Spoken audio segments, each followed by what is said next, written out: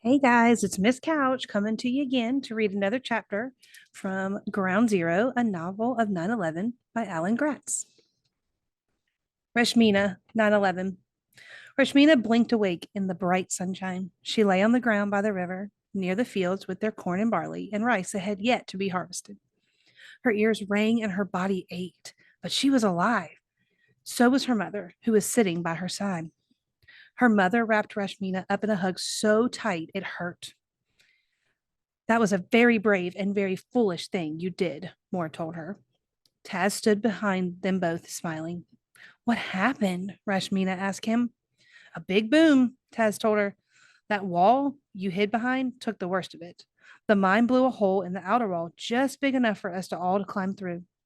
Too tight for me to make it with my battle belt on, though. The belt he had worn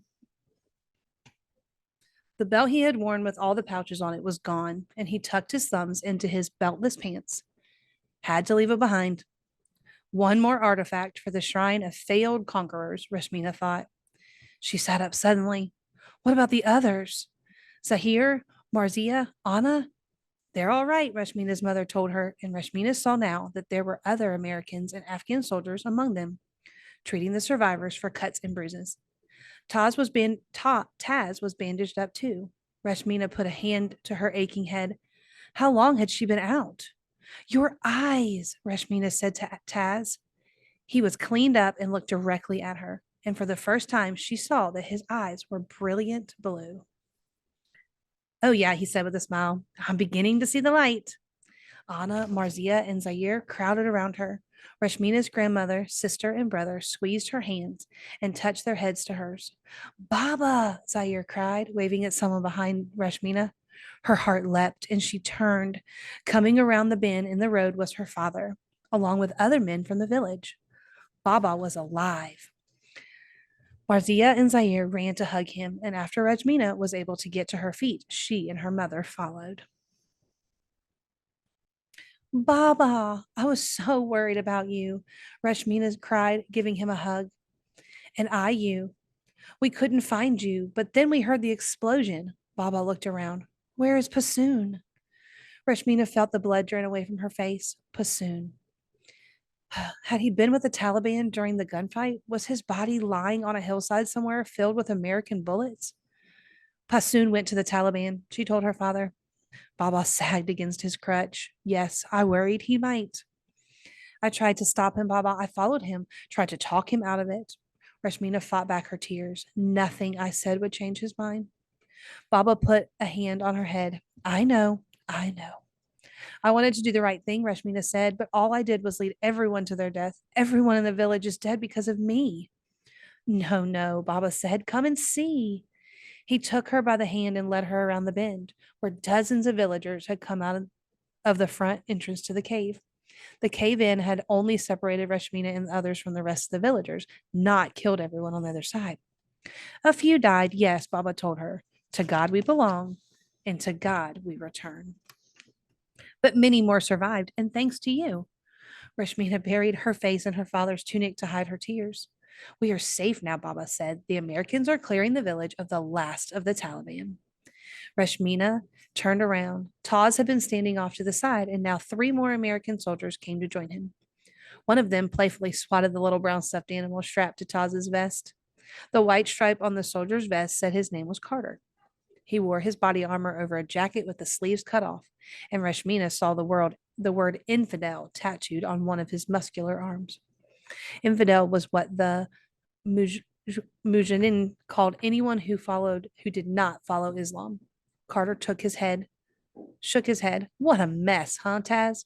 I know, said Taz, and today of all days. Oh, Carter said, right. Geez. Rashmina remembered Taz saying that exact same thing when she first brought him home. What do you mean? She asked. Did that today of all days? Today's 9/11, Taz said. Like that meant something. I don't understand, Rashmina told him. 9/11, Taz said. 9 for the month, 11 for the day, September 11th. Today's the anniversary of the attack on the World Trade Center. Rashmina shook her head. I don't know what that is. Are you serious? Taz said. The Twin Towers? The airplanes? Rashmina still had no idea what he was talking about. Taz frowned, and he and Carter shared a confused look. How could you not know about 9/11? Carter asked Rashmina. He was almost angry about it. 9/11. It's the whole reason I'm here, Taz said. Or Taz told Rashmina. The whole reason any of us are here. He ripped open another Velcro pouch on his vest and pulled out two pieces of paper. One was a thin, glossy page from a magazine. It showed a photograph of two gray buildings, each twice as tall as the other building around them. Black smoke poured from both, blowing sideways in the wind. Behind the buildings were bright blue, cloudless skies, like today. Taz showed her the picture, like it should mean something to her, but it didn't. She'd never seen these buildings in her entire life. She's a kid, said Carter. She just hasn't learned about it in school yet, he told Taz. But when Taz showed the picture to Moore and Baba, they'd never heard of 9/11 either. Neither had Anna nor an elderly couple who had been with them in the cave. Baba called the other villagers over, but none of them knew either, or why the Americans were so angry about it. That's the World Trade Center in New York City, Taz told them, tapping the picture. He was scowling now. He looked a little like Passoon when he was angry, Rashmina thought. Terrorists flew two planes into the Twin Towers, one into each building. 3,000 people died in the attacks. My dad died in the attacks. Your father? Rashmina said. Taz showed Rashmina the other photos he carried. This one of a man and a boy in nice clothes, a father and a son. The father had a broad chest, brown skin, and a nice smile, just like Taz. The little boy in the picture had high cheekbones, brown hair, and blue eyes, also like Taz. I was there that day, Taz said, in the North Tower. I made it out, but my dad didn't. Beside him, Carter looked at Taz with kind of reverence, almost an awe. Taz traced his fingers over the man in the photo. That's him, my dad, Leo Chavez. He worked in a restaurant all the way at the top of the North Tower. Chavez? Rashmina repeated. Your name is Lowry. Taz nodded. That's my adopted name. I took it in honor of the guy who helped me get out of the towers. He adopted me a year later. Richard Lowry. My name's Brandon Lowry now. We just call him Taz, said Carter.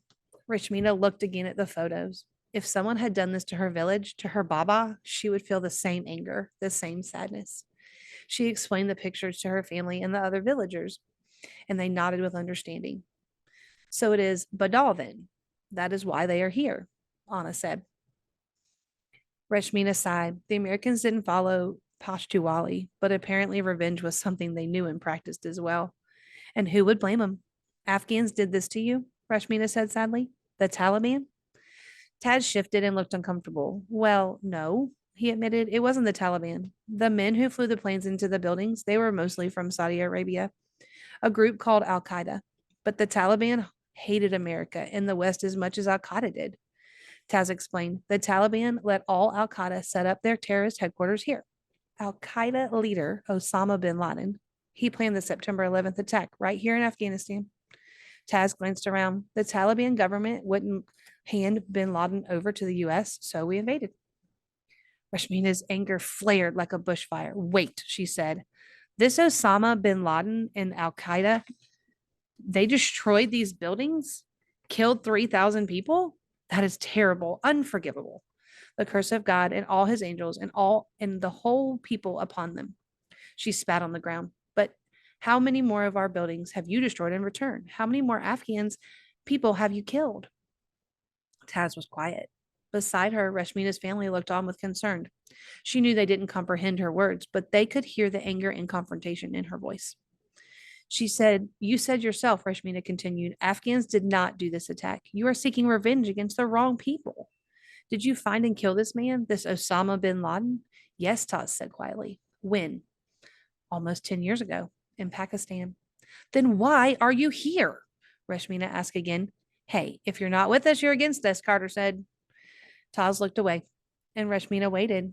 Did Taz agree with his friend, or was his answer still, we're here because we're here? What kind of excuse was that when people on both sides were dying? When Hilda was dead? So if the United States does to my country what this Osama bin Laden and his Al Qaeda did to yours, Rashmina asked, "Does that mean Afghanistan now gets to invade your country in retaliation for your attack?" Carter laughed. No, of course not, Rashmina said bitterly, because the rules are different in the United States. You make your own rules. Darn right we do, said Carter.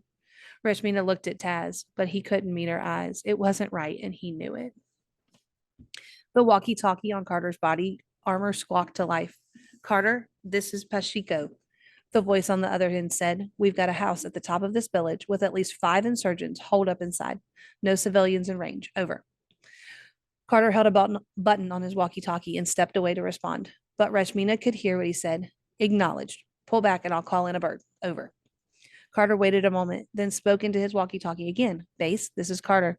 We need a strike on a building with at least 5 insurgents in it. Pacheco will call in coordinates. Over." In moments, Rashmina heard the familiar thrum of the incoming Apache. Womp, womp, womp, womp. The helicopter thundered up along the river and hovered right over their heads. Everyone ducked and backed away from the downdraft. And a second later came the hiss and whoosh of a single missile streaking out from under the metal grasshopper's wings. The missile struck a house at the top of the village, and it exploded in a burst of fire and rock.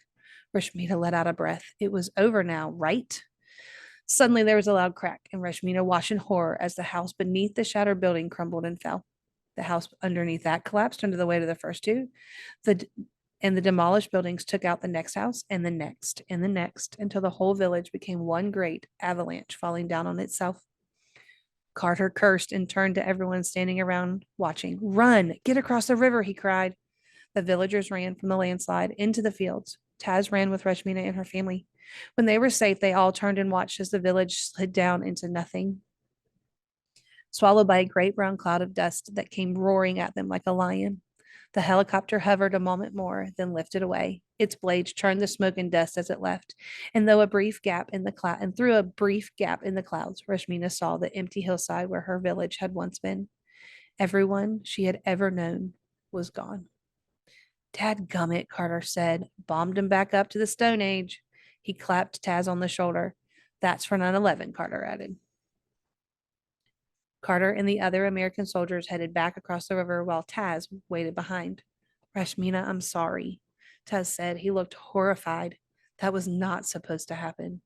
"And yet it did," Rashmina said. "I'm sorry," Taz said again, and he left to join his people.